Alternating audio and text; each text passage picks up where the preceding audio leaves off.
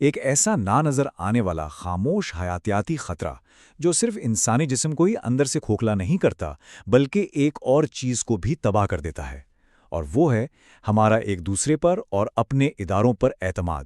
آج ہم جس موضوع کا جائزہ لے رہے ہیں اس میں حقائق اور خوف کے درمیان کھینچی ہوئی لکیر بہت تیزی سے مٹ رہی ہے۔ ذرا سوچیں، کیا ہوتا ہے جب کوئی مہلک وبا ایک ایسے معاشرے سے ٹکراتی ہے جسے اب اپنے ہی اداروں پر یقین نہیں رہا، جب حکومت اور خبروں پر سے اعتبار اٹھ جائے؟ خطرہ صرف وہ وائرس نہیں ہوتا، سب سے بڑی تباہی وہ بے یقینی اور وہ خوف ہے جو اس وائرس سے بھی زیادہ تیزی سے پھیلتا ہے۔ سب سے پہلے ہمیں اس حیاتیاتی حقیقت کو سمجھنا ہوگا۔ ہینٹا وائرس یہ کوئی سائنس فکشن نہیں ہے، یہ وائرسز کا ایک ایسا خاندان ہے جو بہت ہی عام سی چیزوں یعنی چوہوں کے فضلیں، ان کے پیشاب یا تھوک سے ہوا میں شامل ہوتا ہے، اور اس کا طریقہ واردات اتنا خاموش اور خطرناک ہے کہ یہ سیدھا پھیپھڑوں پر حملہ کرتا ہے۔ انسان بس سانس لینے کے لیے تڑپتا رہ جاتا ہے۔ 12 سے 45%۔ یہ ہینٹا وائرس پلمنری سنڈروم کی اموات کی شرح ہے۔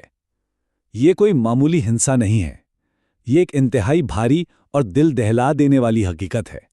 اس کا سیدھا سا مطلب یہ ہے کہ جو بھی اس کا شکار ہوتا ہے ان میں سے تقریباً آدھے لوگ اپنی جان سے ہاتھ دھو بیٹھتے ہیں۔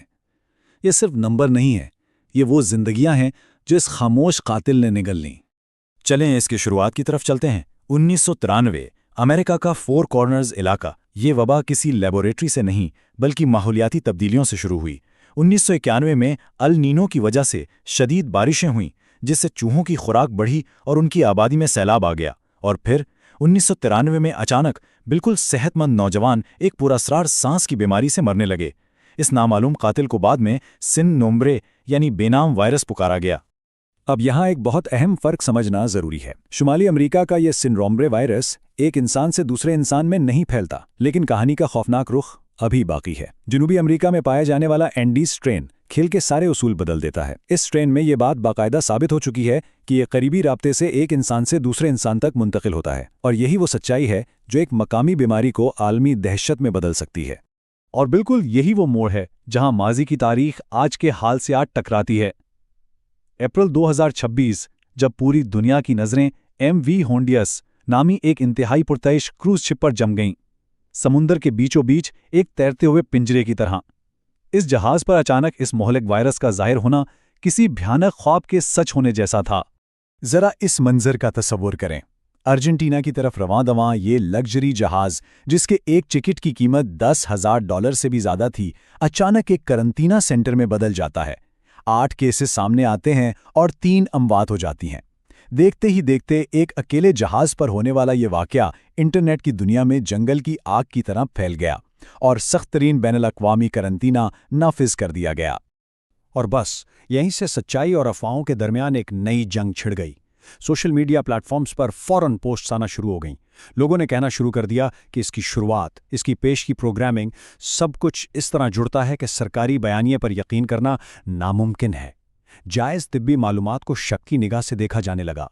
خوف نے سچائی کو ٹکڑے ٹکڑے کر دیا۔ اس سارے ہنگامے میں جو نظریہ سب سے زیادہ وائرل ہوا وہ تھا پیشگی پروگرامنگ یا پریڈکٹیو پروگرامنگ۔ یہ ایک ایسا نظریہ ہے جس کے مطابق طاقتور حلقے جان بوجھ کر فلموں اور ٹی وی شوز میں مستقبل کے سانحات چھپا دیتے ہیں۔ مقصد تاکہ عوام کا ذہن پہلے سے ان صدمات کے لیے تیار ہو جائے، اور پھر جب کوئی بحران آتا ہے تو لوگ اچانک پرانے کارٹونز اور پاپ کلچر کو ثبوت کے طور پر پیش کرنے لگتے ہیں۔ اور یہ بات ہمیں سیدھا لے جاتی ہے مشہور کارٹون دی سمپسنز کی طرف، جسے اکثر لوگ مستقبل دیکھنے والا شو کہتے ہیں، لیکن ماہرین اس کی وضاحت انٹرٹیکسچوالٹی یا باہمی حوالوں سے کرتے ہیں۔ یہ شو کوئی جادوئی پیشن گوئی نہیں کرتا، یہ دراصل ہمارے اپنے ہی معاشرے، ہمارے خوف اور ہماری تاریخ کے سامنے ایک مزاحیہ آئینہ رکھتا ہے۔ یہ مستقبل نہیں دکھاتا، یہ بس انسانی عادتوں کی نشاندہی کرتا ہے۔ دیکھا جائے تو انسان کے کام کرنے کا طریقہ ہمیشہ ایک جیسا ہی رہتا ہے۔ 1993 کے دی سمپسنز کے اوساکا فلو والے ایپیسوڈ میں دکھایا گیا تھا کہ کیسے میڈیا میں ہنگامہ ہوتا ہے اور لوگ پاگلوں کی طرح خریداری کرتے ہیں، اور 2026 کے کروز شپ واقعے میں ہم نے بالکل یہی سب حقیقت میں ہوتے دیکھا۔ یہ کوئی سازش نہیں بلکہ اس بات کا ثبوت ہے کہ خوف کے عالم میں انسانی معاشرے ہمیشہ ایک ہی طرح کا رد عمل دیتے ہیں۔ تو پھر یہاں سب سے بڑا سوال یہ اٹھتا ہے کہ لوگ اتنی جلدی ان سازشی نظریات پر یقین کیوں کر لیتے ہیں؟ حکومتوں پر اس عدم اعتماد کی وجہ صرف چند سوشل میڈیا پوسٹس نہیں ہے۔ अगर हम इंटरनेट की अफवाहों से हटकर तारीख के ठोस दस्तावेजी हकायक को देखें तो बिल्कुल साफ समझ आ जाता है कि आवाम आखिर हयातियाती खतरात के वक्त सरकारी महकमों पर शक क्यों करते हैं। क्योंकि हुकूमतों की जानिब से राजदारी की ये रिवायत बहुत पुरानी है। 1950 की दहाई में अमेरिका ने हयातियाती हथियारों का एक इंतहाई खुफिया प्रोग्राम शुरू किया जिसे MK नोमी का नाम दिया गया।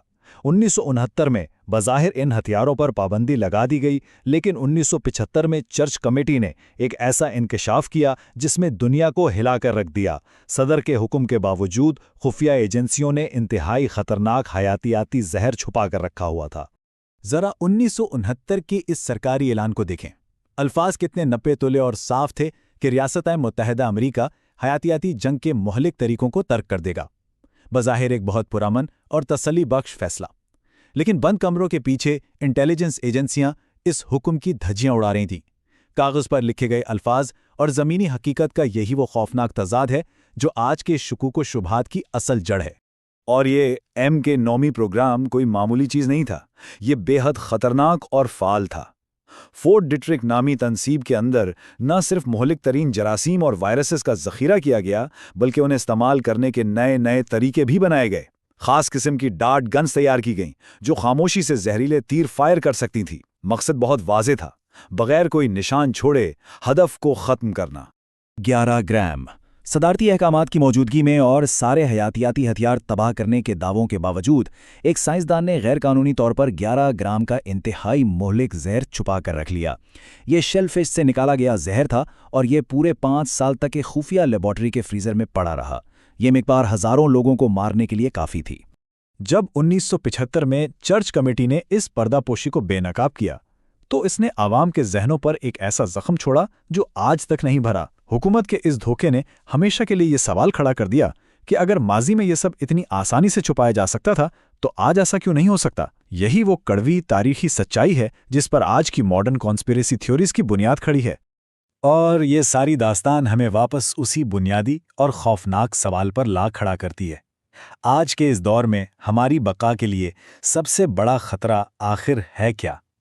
क्या वाकई वो कोई वायरस है, या फिर एक ऐसा मुआशरा जो अब किसी सच्चे बहरान और किसी खुफिया ऑपरेशन के दरमियान तमीज़ करने की सलाहियत ही खो चुका है, जहां सच और झूठ की पहचान बिल्कुल नामुमकिन हो चुकी हो?